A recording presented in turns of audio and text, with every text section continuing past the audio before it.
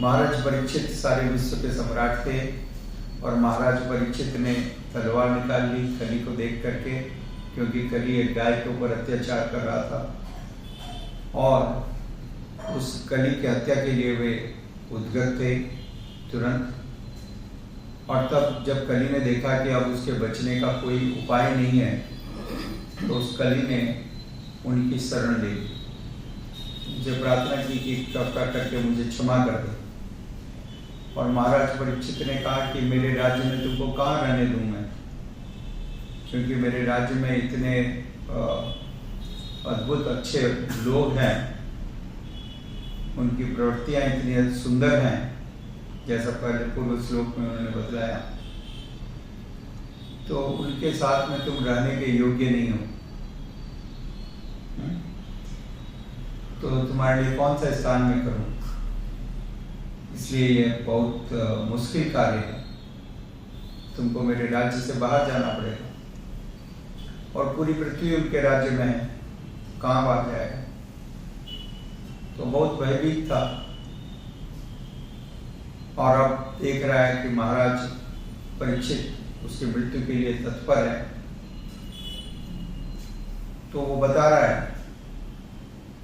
इस कथा को सुनने के बाद एक और दृष्टांत याद पड़ता है, जब महाराज जब विश्वामित्र जी ने भगवान रामचंद्र जी को पहली बार बुला के लेके गए दशरथ जी के पास से, और बताया उन्होंने कि इस तरह से काफी राक्षस लोग आकर के मेरे सिद्धाश्रम में उत्पात करते हैं। तो भगवान रामचंद्र जी और लक्ष्मण जी गए उनके साथ, और उन्होंने सारे असुरों का संहार किया, राक्षसों का संहार किया। और उसके बाद फिर से कुछ दिनों के पश्चात दो अत्यंत शक्तिशाली राक्षस, एक का नाम था मारीची और दूसरे का नाम था सुबाहु, फिर से उन्होंने आक्रमण किया। और तब भगवान श्री रामचंद्र जी ने एक तीर मारा और उस तीर से सुबाहु के प्राण समाप्त हो गए, और दूसरा तीर उन्होंने मारीची को मारा। तो उस तीर के कारण मारीची वहां से 700 योजन दूर को जाकर के समुद्र में गिरा। किसी तरह से उसके प्राण बचे। तो ये घटना कब स्वयं मारीची ने बतलाई, जब रावण फिर से मारीची के पास गया कि अब तुम मृग बन करके भगवान को चलो। तब मारीची ने कहा, देखो रावण, मेरे को इस कार्य के लिए मत बोलो। उस दिन से आज दिन तक मैं कभी भी वो रामचंद्र जी को तीर लिए हुए जहां देखता हूं उन्हीं को देखता हूं। मेरी मृत्यु के रूप में इस कारण से मैं आज इस साधु के वेश में इस कुटिया में छुपा हुआ हूं, इस कारण से, क्योंकि सुबह हो, शाम हो, दोपहर हो और रात हो, हर जगह मेरे को वो राम नजर आते हैं। वो राम नजर आते हैं, हाथ में धनुष और तीर लिए हुए मेरी तरफ वो बाण छोड़ने वाले हैं। मैं साक्षात काल और मृत्यु को उनके रूप में देख रहा हूं। इसलिए मैं दूसरा कोई भी कार्य करने के लिए तैयार हूं। तुम जो कुछ कहोगे, तुम मेरे राजा हो, स्वामी हो, परंतु मुझको राम के साथ दूसरी बार उनका सामना नहीं करना है। मैं बाकी सारे कार्य कर सकता हूं। मैं तुमको कह देता हूं कि वो साधारण व्यक्ति नहीं है, वो कोई मनुष्य नहीं है जैसा तुम सोच रहे हो। इस पूरे ब्रह्मांड में ऐसा कोई व्यक्ति नहीं है जो मेरी ये परिस्थिति कर सके। आज मैं अपने प्राण बचा करके निकला हूं। 700 योजन दूर जाकर के गिरा मैं, सौभाग्यवश बच गया।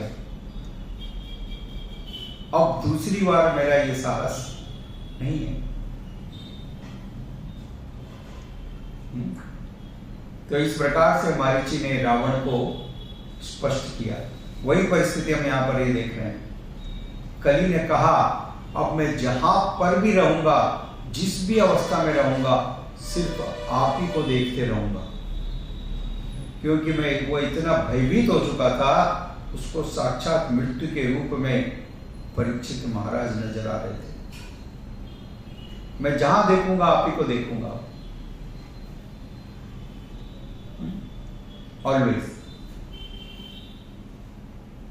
तो यह विशेषता है। महाराज परीक्षित इतने शक्तिशाली और इतने प्रभावशाली और न्याय के इतने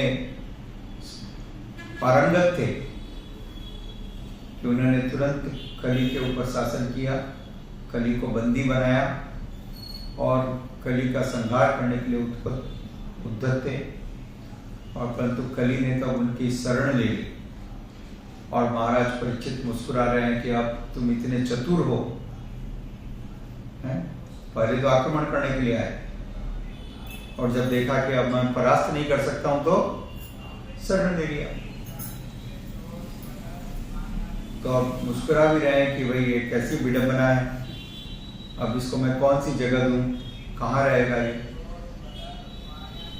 और चूंकि ये शरणागत हो चुका है इसलिए इसको मारना भी नहीं, परंतु इसका जीवित रहना भी अत्यंत गंभीर है, बहुत ही बड़ी चुनौती है।